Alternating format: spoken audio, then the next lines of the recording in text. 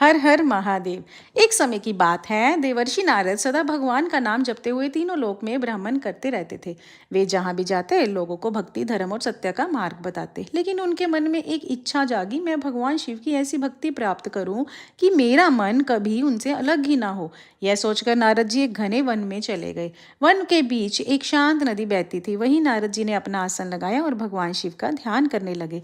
दिन बीते, महीने बीते और वर्ष भी बीत गए, लेकिन नारद जी का ध्यान नहीं टूटा। वे निरंतर ओम नमः शिवाय का जप करते रहे।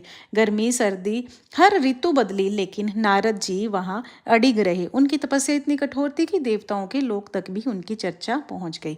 स्वर्ग के राजा इंद्र ने जब यह सुना तो वो बहुत ज्यादा चिंतित हो गए। उन्होंने सोचा, इतनी कठोर तपस्या कोई साधारण बात तो नहीं है। कहीं नारद कोई बड़ा वरदान प्राप्त करके स्वर्ग पर राज्य ना मांग ले। इंद्र ने तपस्या भंग करने का उपाय सोचा। उन्होंने कामदेव को बुलाया। कामदेव अपने साथ बसंत ऋतु और अप्सराओं को लेकर उस वन में पहुंचे। अचानक वहां फूल खिलने लगे, मंद मंद सुगंधित हवा चलने लगी, कोयल की मधुर आवाज गूंजने लगी, अप्सराएं नृत्य करने लगी। कामदेव ने अपने पुष्पवान नारद जी पर चलाए, लेकिन नारद जी भगवान शिव के ध्यान में इतने लीन थे कि उन पर कोई प्रभाव ही नहीं पड़ा।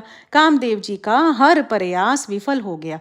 जब नारद जी की तपस्या पूर्ण हुई तब अचानक आकाश दिव्य प्रकाश से भर गया। भगवान शिव स्वयं उनके सामने प्रकट हुए। जटाओं में गंगा, मस्तक में चंद्रमा, गले में सर्प, हाथ में त्रिशूल धारण किए हुए महाशिव को देखकर नारद जी बहुत खुश हुए। वे तुरंत उनके चरणों में गिर पड़े। भगवान शिव ने प्रेम से कहा, हे नारद, मैं तुम्हारी भक्ति से बहुत प्रसन्न हूँ, मांगो क्या वर चाहते हो। नारद जी ने हाथ जोड़कर कहा, हे भगवान, मुझे ना धन चाहिए, ना स्वर्ग चाहिए, ना कोई पद चाहिए, मुझे केवल आपकी भक्ति चाहिए। नारद जी की ये बात सुनकर भगवान शिव बहुत प्रसन्न हुए।